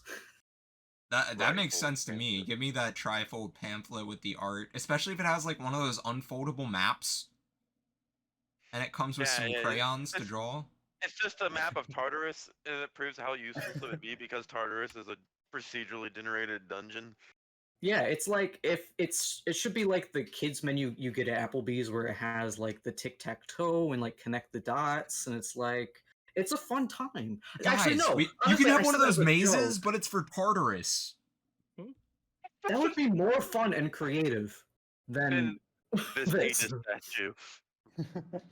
I love how they're adding like the fact that the digital costumes for P5 are part of the collector's edition. They're like, oh yeah, you can have the P5 personas and the P5 costumes. It's to bait the royal babies into getting this game. literally. I Yeah, know. I hate it. The only thing that I don't have that I would want would be the soundtrack. But I can get that by itself so much cheaper. And let's not forget that the base game, not even the collector's edition, anything, the base game, $70. Right. Those newfangled $70 games that have been rumored. Yeah. $10 more for what? There are painful reality, my friend. Yeah, normally I would be all about getting the game physically at launch, but I don't know if I could stomach this. And with Game Pass being so accessible, as we mentioned previously, that's what I'm sticking with to play this for now. Yep. He says, what if P3 came with a slice of pizza? Unrelated, but there was legitimately one of the collector's editions for, I think it was one of the TMNT games that came out recently, came with a Pizza Hut coupon. Excellent. Was it Revenge? Or was it the Cowabunga collection? I'm not I don't sure. know, It was one only- of them. So any more only comments old we have on this millennials- collector's edition, folks? I'm 100% with Mono. I just do not care. Well, we're playing Thank it. you.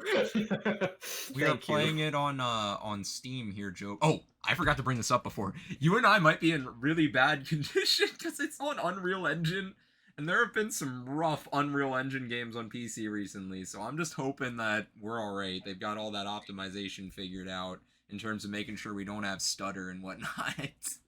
I'm sure if there are issues, some random like modder unrelated to Atlas will just come out with a mod that fixes everything. Watch us Yeah. go You're in and we go to mod it and they just turn it into P5. We come back for the first chapter discussion and we're just talking about totally different games from everybody else. Yeah. Yeah. But what is this Pizza Hut hate in the chat? I mean, I'm not a big Pizza Hut fan, but... Pizza Hut. To be fair, yeah, ew, Pizza Hut indeed. Yeah, no, Pizza Hut's pretty gross. I'm not gonna lie. I can't greasy. eat it anymore as an adult. As a kid, Yeah, it is I ate it greasy. way too much. You know, I will say ew Pizza Hut, but I will defend Little Caesars with my life. Little not Caesars is that a bad. great value, okay? It is exactly. Thank you. Everyone is always like, Little Caesars is stupid. It's bad. It sucks. It's cheap. No, Little Caesars, bang for your buck. In this economy, that's what we need. Okay. And hey, they never say that it's good. They just say it's hot and it's ready. And you know Exactly. what? Exactly. It is. Indeed Exactly. it is. You know, that hot and ready, and they have those really, really good like cheese stick things. Dude, the crazy bread. Don't get me started. Yes, started. I'll lose it. Oh yeah. Crazy bread, some garlic sauce. Wait, now we got someone defending Pizza Hut. We got Pizza Hut is, no. as the youths We would have say, Pizza Hut bussin'. himself. Okay, we got like a whole argument over Pizza Hut going on in chat right now. Sometimes you just need to feel the grease take years off of your life. That's eating American food in general. That's how you slide it off your life. You gotta grease it to rip it. It's like drinking soda, you know, you just lose HP every sip. My God. But since it's Pizza Hut, you have to have Mountain Dew. You gotta have like stuffed crust. I think I just lost 10 HP. 7 different. Nothing hits better than a glass of water from the fridge and some pizza. That's gonna be a new feature in P3. As you go up, they'll have a pizza shop. If you buy that. Cold or hot, Mono? Over what? Cold or hot? You want it depends. Is the depression hidden? Do I want to put that in the microwave or the oven, or do I just want to just shove it into my mouth? I see. I usually use my not a microwave. It's like a little, like toaster a miniature oven. Yeah, toaster oven. There you go. I heat my pizza up in a toaster oven because when you heat it up in a microwave, it just gets all soggy and depressing. Yeah. But sometimes you just gotta. Sometimes you just have that desperation. Yeah. It sounds like the experience of eating Pizza Hut is like you just stand there and then like each bite you take is just -1 HP. It is. It's like poison damage. Yeah. It's like like Pizza Hut is the Five Guys equivalent of pizza. Oh my gosh. Okay, but no, Five Guys is good at least. Okay, now people are saying it'll cold take Pizza a Hut decade pizza off your is life, acceptable. but at least it's good. Is cold Pizza Hut pizza better? I mean, it depends on which way you can taste it more. Whichever way you can taste it the least is the better way. I mean, it's okay, still, do you like it's got to be better than Wawa like eating pizza, cold right? ass? Domino's. How would you? Was my go-to when I was in school. Domino's was my go-to. Okay, Domino's pizza tastes like cardboard, and I will not. Yeah. That's it. It's rough. Slandering Wawa. Okay, I'm not slandering Wawa. I'm specifically slandering Wawa's pizza. I did not personally eat it, but I was there when a group did, and it destroyed them for the rest of the evening. Yeah, the Wawa pizza kind of just tastes like carpet. You're right. Okay, guys, let's try to get a little back on track here. As much as I love the pizza discussion, is Persona 3 not Pizza 3? I'll Persona Pizza 3 Reloaded. No, my bad. This is a great conversation. I love it. You know, All you right. get in the first dungeon, you just hear Yeah. Alright, since there's no more pizza allowed, we can start our slandering of Wawa. Oh my no, gosh. we will have no Wawa slander None of here. that. We Gotta have always a wanted to Wawa. be sponsored by Wawa. I don't know what you're talking about. Exactly. All right. Nah, straight up. Wawa's mid. I'm not gonna lie. Okay, those are Alright. fighting words. And Those And are now fighting words. the topic will change. That's me Will snapping. it? I don't know if you my mic picked that up. Let's talk about Bluey. No, it's okay. Bluey, yes. Do not get me started on Bluey. For Christmas, my sister got me a Bluey cookbook. I do not cook. The recipes are built for like 4-year-olds. I'm so excited to use it. It has like the dry erase paper, so you can use like a little dry erase marker on it to like check off the ingredients and stuff. It's awesome. I don't know who brought Okay, up Bluey, but thank you. Yeah, honestly, that does sound pretty good. I might have to look into that. It has utilitarian use. What can we say? Cheese, I actually am planning to play the Bluey game for one of my videos. Don't even get me started. On yeah, don't spoilers, okay? Spoilers. It's not a spoiler. I'm just saying I'm gonna play it within the year. Fair enough. For a video. All right, folks. Going down our topic list, we had a couple other things we wanted to discuss here before we wrap up. So, time period of the game. I feel like we kind of already hit on that a little bit. We were talking about like the scene era. Is there anything else people wanted to add in there? Actually, I do. I'm glad that it's still taking place within 2009. My pet peeve with like remakes, whether it be games, movies, whatever, is that they're like, okay, this game took place in 2003, but suddenly everyone has an iPhone. That is so annoying to me because I specifically love the like mid 2000s and early 2000s is like one of my favorite like time periods to explore and analyze and within media, and I feel like it's sort of underrepresented because within games it's like usually like an early 2000 take on like the future or something, or it's on like old like isn't that kind period pieces like. Isn't that kind of what Persona 3 was? Because it came out in 2006 and takes place in 2009. What's up with that? Right. I mean, why did they jump ahead 3 years? That's so weird. My guess is that it like is on the border of like a new decade, right? I don't want to talk about this too much. I don't want to that's why it's in the notes. Oh wait, it's spoilers. Oh, I didn't know. I mean, it's. I mean, my interpretation is it could potentially be a spoiler, which is why I won't, talk. But like Newbark said, like 2000s being a period piece, I think that's really funny to me. But I think it's a period that I love to see explored, especially from like a 2024 standpoint. I think that's super interesting because we have experience with that time period. We can talk about it, we can make fun of it, we can talk about the technology of that era. And even though yes, it was 2006 when the game released, but it takes place in 2009. Honestly, the technology wasn't all that different. It was still in that like iffy period of like the technology isn't quite there. You know what I mean? We like the iPhone wasn't the standard yet. The smartphone was the BlackBerry. Even in Japan has always been a little bit behind in terms of like the general public using like what is quote unquote like the modern technology. Flip phones were still much of a thing during this era. Yeah, the main character walks around with just an MP3 player around their neck. I mean, how often do we see that these days? Yeah, exactly. I think that stuff is so cool, and I'm glad they didn't change the era at all. Yeah. Yeah, I mean, I agree overall. I was wondering that when this game came out too. I was like, oh, are they going to try to do like the Persona 5 like smartphone thing with this? But right. Yeah, overall, I agree with you. I'm glad they didn't. I'm glad they stuck with it, and I do think this will be a really cool exploration of that time period. Mm-hmm. I think it's good that they maintain the time period too, just to do that. I also feel like it's interesting for a lot of people who will be playing it, because I think most of them are old enough to have some memories of the era. So just to see how people react looking back on some of the stuff from then, and how 2009 was viewed as a slightly future thing versus now how it's viewed in a retrospect. Mm-hmm. All right. Anything else on the time period, folks? I don't think so. P3 characters coming into email as their primary form of communication. So real. Bring me back to that. Wait, like You've at least got one mail. business day for my reply. Alrighty, folks. So next thing on our list was, are you playing dubbed or subbed? Assuming we have the Dubbed or option. subbed? Yeah. Dubbed, obviously. Yep. You mean English or Dub. Japanese? Because it's kind Yeah. of. I Doesn't know. make Yeah, that's a better way to put it. I read straight off the note sheet. Are you playing dubbed or subbed? Or dubstepped?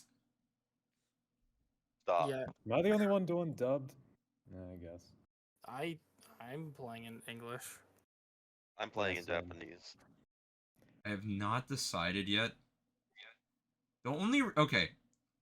I often like to play the games with Japanese. But sometimes when you're in a game where you get really hooked into the action, it's a little hard for me to focus on, like, reading subtitles and that type of thing, while also in the combat system. I think of a game like Tales of Arise or, what's it called? Scarlet Nexus, that are, like, action-oriented RPGs. I still want to hear that character in-party banter.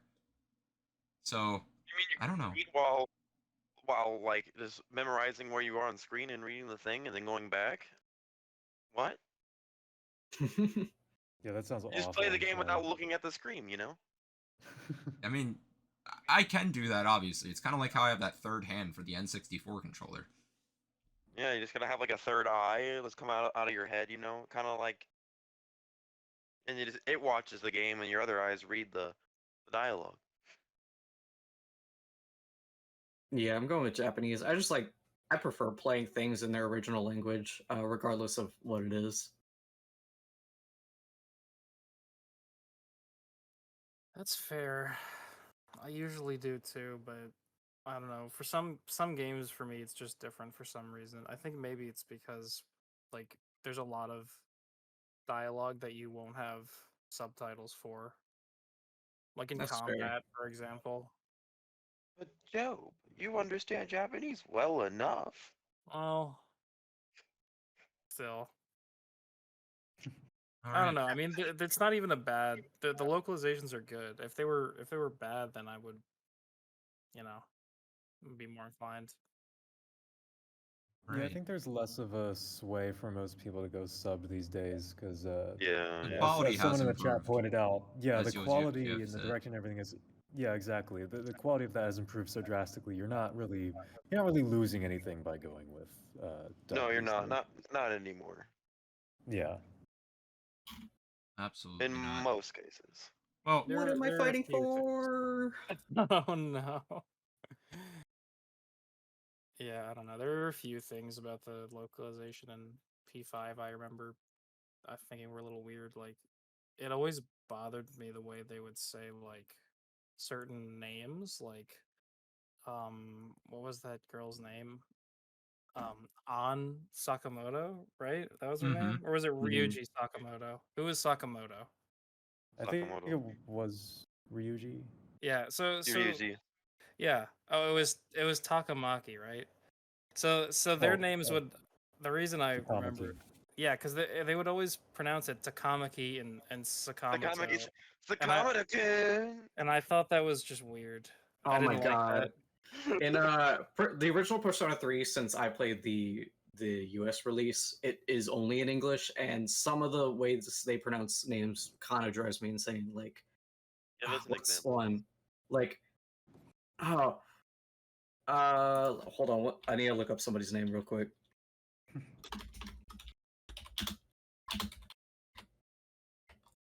But I know for off the top of my head, like, there would be like Mitsuru, and just Yeah. like, God, there's some other ones that they just stress the wrong syllable, and it's just weird. But only, to be fair, we only noticed that because we studied Japanese in school. So That someone is true. might not notice that as much.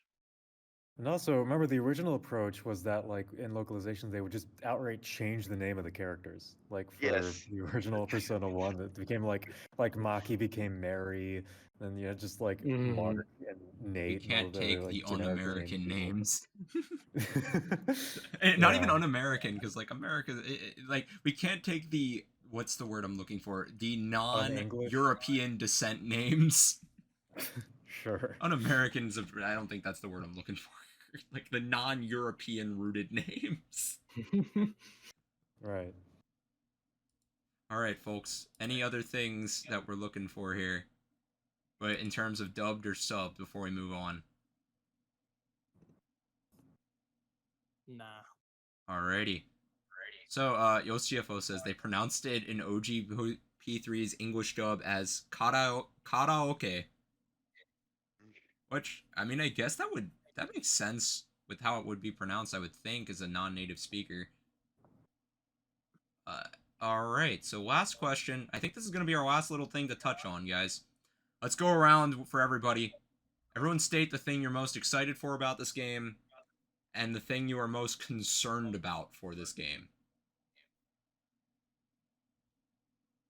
Anyone want to get us started? Well, I've always been wanting to play P3 because what I vaguely know about the themes, I feel like I'll like it the most out of all of the Persona games that have been made, minus 1 and 2 because those don't exist. Right, of course. They were figments of our imagination. It's like Star Wars Episode 1 through 3 I'm excited to before the actually get to experience the story for the first time in a format that's, I guess, more modern.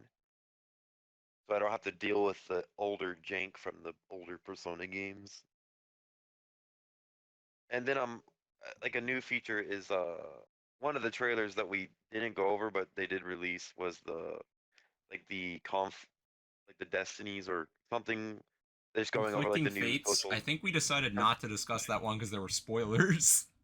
Yeah, there's spoilers in the trailer, but what they were showing was like a new the new social link mechanic where they're actually gonna go into have like there's called like social link episodes or something like social link chapters, and they're gonna go into further detail on like some of the antagonists of the game, and I think this is where you're gonna get more of your interaction with the male party members as well because we'll have these like special chapters that are like social links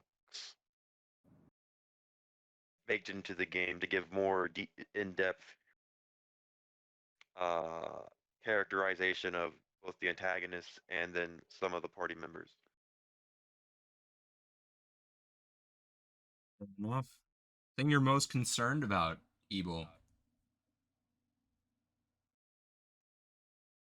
I don't really think I have any concern because I haven't played P3, so I don't know what I should be concerned about. Fair enough. Maybe it, like I guess if a good thing is coming, maybe it'll play like P5 too much. It'll lose some of that identity that P3 has, but I don't know that identity, so I wouldn't be able to tell. Fair enough. Fair Persona enough. 5ification of the game. Too much, so it kind of loses the identity. Although we wouldn't really, for those of us that haven't played it in depth, we wouldn't really be aware of if that's going on our own accord. We'd have to do some separate research and digging to figure that out, right? By research, I mean asking Mono. Yeah, pretty much. Or YosGFO seems pretty knowledgeable, so if they're gonna be in our stream pretty often, we can definitely consult. You'll be the P3 original lore guide with Mono. Yep. All right. So Ebo's hit us up. Adi, you're up next. I guess the thing I'm most excited about would be exploring the atmosphere of this game. I mean, obviously, all the parts that we're running around in this time around with Reload are going to be a lot more fleshed out than they ever were, and particularly a lot more fleshed out than they were with how I've played the game, which is only with Persona 3 Portable. And in that one, you're just kind of like moving a cursor around the screen in most of the environment. So it'd be really cool to actually be able to move around and walk around in like the school and the other environments there, like the mall and a few others. So I guess that's what I'm most excited about. And of course, to experience the story again, because like I said, I haven't really gone that in depth with Persona 3. I've only played about like 10 hours, maybe, of Persona 3 About the same, Portable. I think, with our experience, Adi. Yeah, exactly. So, mine with Fess, and you're from with what I P3P. hear, it's and from what I've heard, it's one of the more complex Persona games in terms of its themes and everything like that. So being able to explore, maybe it's not the definitive version of Persona 3, at least a very polished version of this. I'm pretty excited for that. Yeah. Some of the concerns, I guess, I mean, as previous members were saying about like it losing its identity, again, I wouldn't know much about the original identity of the game, but there is definitely a risk of, as we've said, Persona 5ification of the game with the newer mechanics and things like that, especially when it comes to Tartarus.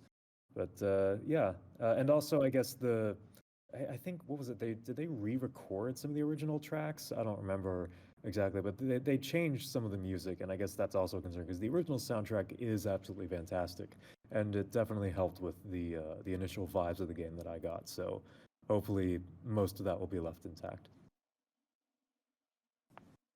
Fair enough. Fair enough. All right, Job, you're next on deck. I think probably well, first of all, it's just exciting to play. You know, I liked Persona 5 and Persona 4 a lot, so it's just exciting to play another Persona game especially since I never played the original, so it's going to be playing this new it's new to me Persona game with like a post Persona 5 level of polish to it.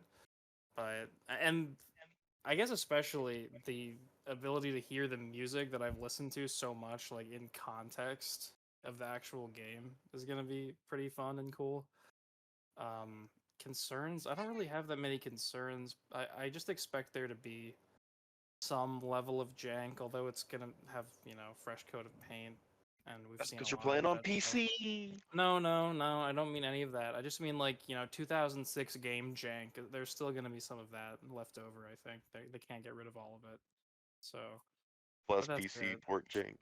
No, I'm just dogging on He PC. just It's won't fine. believe he won't believe there is such thing as the PC port jank.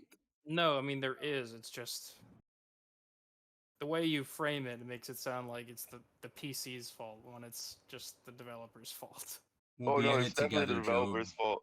But they're not real gaming machines, Oh my okay? God. That's a different story for a different day, my friend. All right, Mono. Before we So start the next console war, you're up.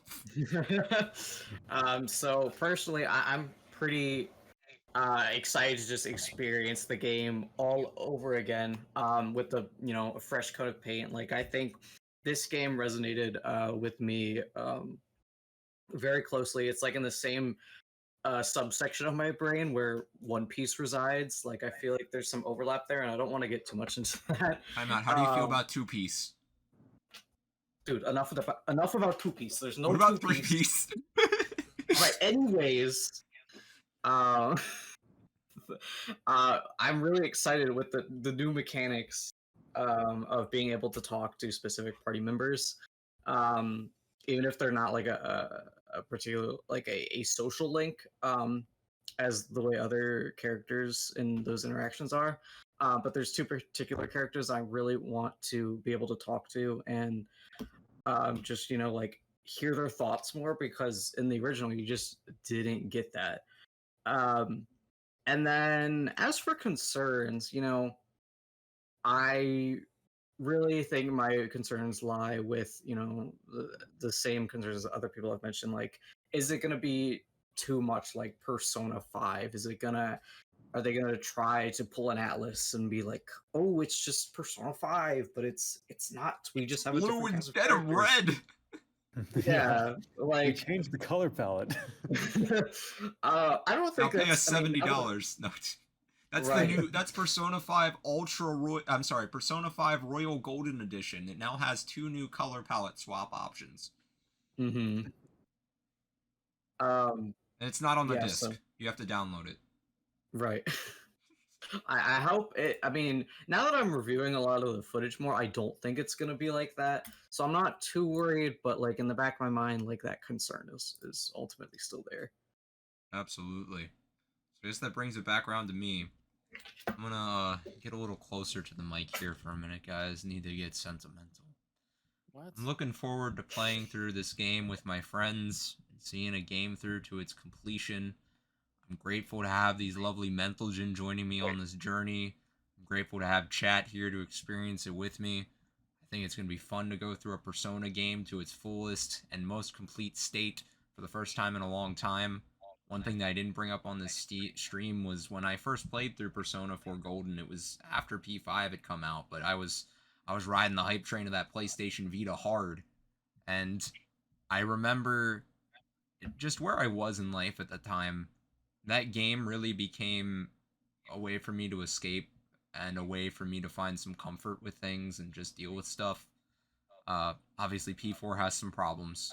I'll absolutely admit that, but ever since then, the series has held a very special place in my heart, and I've tried multiple times to play through P5. I really liked it. Just scheduling's always gotten in the way, and I think now we've figured that out, and I'm going to be able to work through it with my friends. Hopefully, have some good conversations with people through Twitch while doing it, and just have a blast with what I think will be a really great game with a good story and some themes to learn from. The thing I'm concerned about most, let's see here.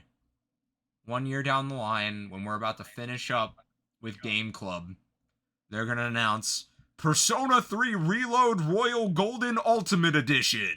And it has all kinds of content that's been inserted into the middle of the game, so the only way you can actually experience it to its fullest is to completely start from scratch. And we're going to be going into, like, the final dungeon, or have just finished Game Club for this, or whatever. You mean the traditional Atlas release schedule? Look, dude, I love Atlas, or a lot of Atlas's games, but man, I feel like that could happen. I mean, in their defense, there are a lot of times where they do add a lot of content. I'm sure it did take quite a bit of work on the developers' parts, but the Royal content they added in P5 Royal was great. Some of the best content in P5, but also they released the game and have been milking it for about 8 years now. I think it's 7, because it was 2017, right? Yeah, 7-ish, 6 or 7 years. Fair enough. Well, it's a game worth milking. Alrighty. So I think that brings us to the end of our inaugural episode of Game Club on our inaugural stream for Neospace Network, which will be our inaugural YouTube video for our YouTube channel for this Twitch thing. I couldn't find a way to better repeat those words for some reason. So thank you for everyone who tuned in tonight. For our next episode of Game Club, we're actually going to be skipping next week because that's when the game comes out. As a result, it's not going to really give, I think, any of us enough time to get through that quote-unquote first chapter before we hop in and discuss it. So rather than having our next stream on February 4th EST, we're going to be joining everyone right back here again on February 11th EST. And by then, our goal is going to be playing through... Hold on, it's in the notes. I want to make sure I don't mess this up. Help me out here, Mono. The first full moon of the game. Yes. So by February 11th EST... we hope to see all of you back here having completed the first full moon of the game, and maybe some new viewers too. We'll discuss all the contents there, talk about it among ourselves with you guys in the comments section. Derail, talk about some more Pizza Hut, explain why Pat's Pizza makes me want to be sick now. All of the great anecdotes and stories that you've been able to join us here for until then. Until then, if you want to see more content from us, you can continue to follow us here on twitch.tv/Neospace Network. We'll be uploading some other videos and contents over time at youtube.com/Neospace Network. And we also can now be followed on Twitter at Neospace Network, where we'll let you all know when we're going live, when we're posting a video, all that good stuff with new things. Till then, thanks everybody. It's been a lot of fun, and I can't wait to go on this journey with everybody. And thank you, G's, for the like, follow, and subscribe in the chat. I greatly appreciate it. Have a good night, good morning, good whatever time of day it may be for all of you out there. See you next time.